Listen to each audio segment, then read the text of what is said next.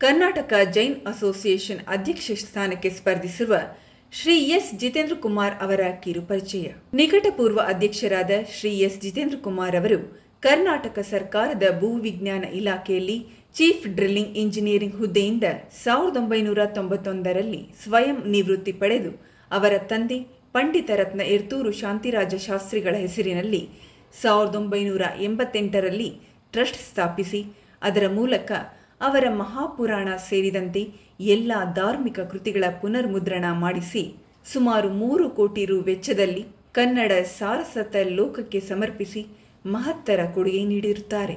ಶ್ರವಣಬೆಳಗೊಳ ಹೊಂಬುಜ ಮಠದ ಮತ್ತು ಪರಮಪೂಜ್ಯ 108 ಶ್ರೀ ಚಿನ್ಮಯ ಸಾಗರ್ಜಿ ಮಹಾರಾಜರಿಂದ ಶ್ರಾವಕರತ್ನ ರತ್ನಾಕರವರ್ಣಿ ಪ್ರಶಸ್ತಿ, ಕರ್ಮವೀರ ಬಾವುರಾವ್ ಪಾಟೀಲ ಸಮಾಜ ಸೇವಾ ಪ್ರಶಸ್ತಿ, ಸಾರ್ಥಕ ಸೇವಾಭೂಷಣ, ಸಮಾಜಭೂಷಣ, ಧರ್ಮದಿವಾಕರ, ಯಶಸ್ವಿ ಕಾರ್ಯಕರ್ತ, ಚಾವುಂಡರಾಯ ಪ್ರಶಸ್ತಿ, ಜಿನಧರ್ಮಭೂಷಣ ಇತ್ಯಾದಿ ಹಲವಾರು ಪ್ರಶಸ್ತಿಗಳಿಗೆ ಭಾಜನರಾಗಿರುತ್ತಾರೆ. ಶ್ರವಣಬೆಳಗೊಳದ ಶ್ರೀಗಳವರ ಅಪೇಕ್ಷೆಯಂತೆ 40 ಬೃಹತ್ ಸಂಪುಟಗಳ ಧವಳ ಗ್ರಂಥಗಳ ಮುದ್ರಣದ ಜವಾಬ್ದಾರಿ ಹೊತ್ತು ಪೂರೈಸಿಕೊಟ್ಟಿದ್ದಕ್ಕಾಗಿ ಸುಪ್ರೀತರಾದ ಶ್ರೀಗಳವರು ಶ್ರೀಯುತರಿಗೆ ಬೆಳ್ಳಿ ಕಿರೀಟ ಹಾಗೂ ಬಂಗಾರದ ಸರ ಹಾಕಿಸಿ ಸನ್ಮಾನಿಸಿದುದು ವಿಶೇಷ.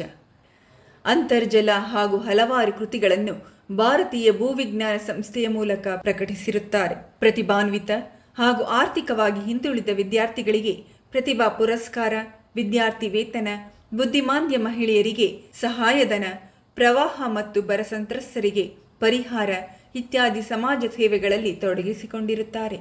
ಇಂತಹ ಮಹಾನ್ ಕಾರ್ಯಗಳನ್ನು ನಡೆಸಿಕೊಂಡು ಬಂದು ನಾಡಿನ ಸಮಸ್ತ ಭಟ್ಟಾರಕರುಗಳ ಆತ್ಮೀಯರು, ಪ್ರೀತಿ ವಿಶ್ವಾಸಗಳಿಗೆ ಪಾತ್ರರು ಆದ ಇವರು ಕರ್ನಾಟಕದ ಸಕಲ ಜೈನ ಸಮಾಜದ ಗೌರವಾನ್ವಿತರು. ಇವರಿಗೆ ಹಾಗೂ ಇವರ ತಂಡದವರಿಗೆ ತಮ್ಮ ಅಮೂಲ್ಯವಾದ ಮತವನ್ನು ನೀಡಿ ವಿಜೇತರನ್ನಾಗಿಸಬೇಕಾಗಿ ಶ್ರೀ ಎಸ್ ಜಿತೇಂದ್ರ ಕುಮಾರ್ ಅವರ ತಂಡ ವಿನಂತಿಸುತ್ತಿದೆ. ಭಗವಂತನಲ್ಲಿ ಪ್ರಾರ್ಥಿಸುವುದರ ಮೂಲಕ ಶ್ರೀಯುತ ಎಸ್ ಜಿತೇಂದ್ರ ಕುಮಾರ್ ಅವರು ತಮ್ಮ ತಂಡದೊಡನೆ 2ನೇ ಹಂತದ ಪ್ರಚಾರವನ್ನು ಆರಂಭಿಸಿದ್ದಾರೆ.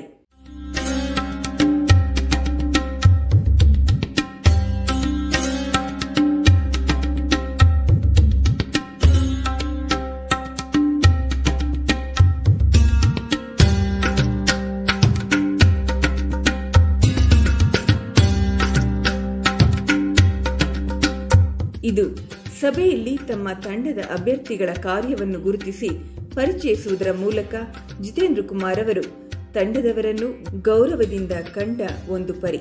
ನಿಮ್ಮ ಅಮೂಲ್ಯವಾದ ಮತವನ್ನು ನೀಡಿ ಸಮಾಜದ ಒಳಿತಿಗೆ ಮುನ್ನುಡಿ ಬರೆಯಿರಿ ಎಂದು ಶ್ರೀ ಎಸ್ ಜಿತೇಂದ್ರ ಕುಮಾರ್ ಅವರು ತಮ್ಮ ತಂಡದ ಪರವಾಗಿ ವಿನಂತಿಸಿದ್ದಾರೆ.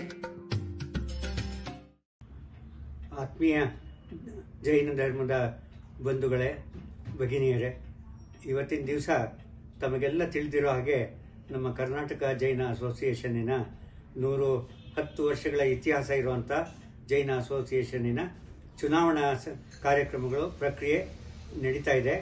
ಇದೇ 29ನೇ ತಾರೀಕು ಕರ್ನಾಟಕ ಜೈನ ಭವನದಲ್ಲಿ ಈ ಚುನಾವಣಾ ಪ್ರಕ್ರಿಯೆ ನಡೆಯುತ್ತೆ. ಈ ಒಂದು ಸಂದರ್ಭದಲ್ಲಿ ನಾನು ಈ ಕರ್ನಾಟಕ ಜೈನ ಭವನದ ನಿರ್ಮಾಣದ ರೂವಾರಿಯಾಗಿ ಅದಕ್ಕೆ ಸಾಕಷ್ಟು ಶ್ರಮವಹಿಸಿ ನಿರ್ಮಾಣ ಮಾಡಿದ ನಂತರ ಸುಮಾರು 20 ವರ್ಷಗಳ ಕಾಲ ಅಧ್ಯಕ್ಷನಾಗಿ ಸೇವೆ ಸಲ್ಲಿಸಿ ಇದೆಲ್ಲ ಕಟ್ಟಡ ನಿರ್ಮಾಣ ನಾನು ಈ ಮಾಡೋಂಥ ಸೇವೆ ಸಾಕು ಅಂತ ಅನಿಸಿದ್ರಿಂದ ನಾನು ನಿವೃತ್ತಿ ತಗೊಳ್ಳೋಣ ಅಂತ ಹೇಳಿ 2019ರಲ್ಲಿ ನಾನು ಅಧ್ಯಕ್ಷ ಸ್ಥಾನವನ್ನು ತೆರವು ಮಾಡಿಕೊಂಡೆ. ಅದಾದ ಮೇಲೆ ಈ ತಮಗೆಲ್ಲ ಗೊತ್ತಿದೆ ಹೇಗೆ ಕರ್ನಾಟಕ ಜೈನ ಅಸೋಸಿಯೇಷನ್ನು ನಡೆದು ಬಂದಿದೆ ಅಂತ. ಆದರೆ ಈಗ ನಮ್ಮ ಎಲ್ಲ ಭಟ್ಟಾರಕರು ಶ್ರವಣಬೆಳಗೊಳದ ಹಿಂದಿನ ಸ್ವಾಮೀಜಿಯವರಾಗಿದ್ದಾಗ ಅವರು ಹಸ್ತಗತರಾದ ನಂತರ ಅವರು ಬಹಳ ನೋವನ್ನು ಅನುಭವಿಸಿ ಅವರು ಬಹಳ ಸಾವಿಗೆ ಅದೊಂದು ಕಾರಣ ಆಯಿತು. ಅದಕ್ಕೆ ಅವರ ಆತ್ಮಶಾಂತಿಗಾಗಿ, ಧರ್ಮ ರಕ್ಷಣೆಗಾಗಿ ಹಾಗೂ ಸಮಾಜದ ಅಭಿವೃದ್ಧಿಗಾಗಿ ಕರ್ನಾಟಕ ಜೈನ ಭವನದ ಹಾಗೂ ಅಸೋಸಿಯೇಷನ್ನಿನ ಏಳಿಗೆಗಾಗಿ ನೀವು ಮತ್ತೊಮ್ಮೆ ಕರ್ನಾಟಕ ಜೈನ ಅಸೋಸಿಯೇಷನ್ನಿನ ಅಧ್ಯಕ್ಷರಾಗಿ ಬರಬೇಕು ಅಂತ ಅವರೆಲ್ಲ ಅಪೇಕ್ಷೆ ಪಟ್ಟಿದ್ದರಿಂದ ನಾನು ಪುನಃ ಈ ಸಾರಿ ಚುನಾವಣೆಗೆ ನನ್ನ ನಾಮಪತ್ರವನ್ನು ಅಧ್ಯಕ್ಷ ಸ್ಥಾನಕ್ಕೆ ಸಲ್ಲಿಸಿದ್ದೀನಿ. ತಮಗೆಲ್ಲ ಇಲ್ಲಿ ನಡೆದಿರುವಂಥ ಕೆಲಸ ಕಾರ್ಯಗಳು, ಎಲ್ಲ ಒಂದು ಅಭಿವೃದ್ಧಿ ಕಾರ್ಯಗಳು, ಸಮಾಜಕ್ಕಾಗಿರುವಂಥ ಸೇವೆ ಅಂಡ್ ಇದೀ ನಮ್ಮ ಸಮಾಜ ಕರ್ನಾಟಕದಾದ್ಯಂತ ಆಗಿರುವಂಥ ಸೇವೆ ತಾವೆಲ್ಲ ಗಮನದಲ್ಲಿಟ್ಕೊಂಡು ನನ್ನ ಈ ಒಂದು ಚುನಾವಣಾ ಸಂದರ್ಭದಲ್ಲಿ ನನ್ನ ಜೊತೆಗೆ ಬೆಳಗಾವಿಯ ಶೀತಲ್ ಪಾಟೀಲ್ ಅವರು ಉಗಾರ್ನವರು ಅವರು ಉಪಾಧ್ಯಕ್ಷ ಸ್ಥಾನಕ್ಕೆ ಅವರು ಸ್ಪರ್ಧೆ ಮಾಡಿದ್ದಾರೆ.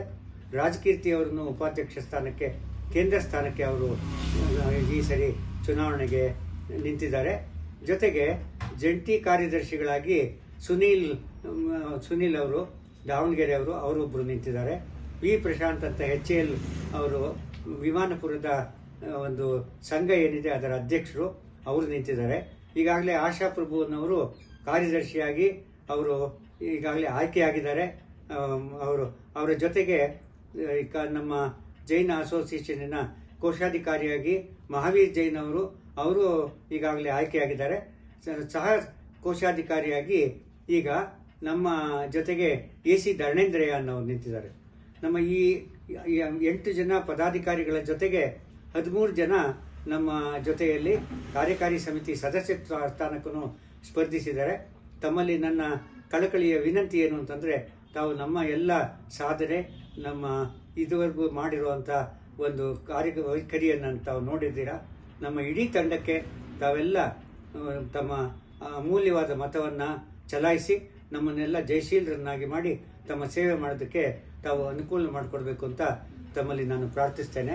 ಎಲ್ಲರಿಗೂ ಜೈ ಜಿನೇಂದ್ರ, ಎಲ್ಲರಿಗೂ ಒಳ್ಳೆಯದಾಗಲಿ, ಶುಭಮಸ್ತು.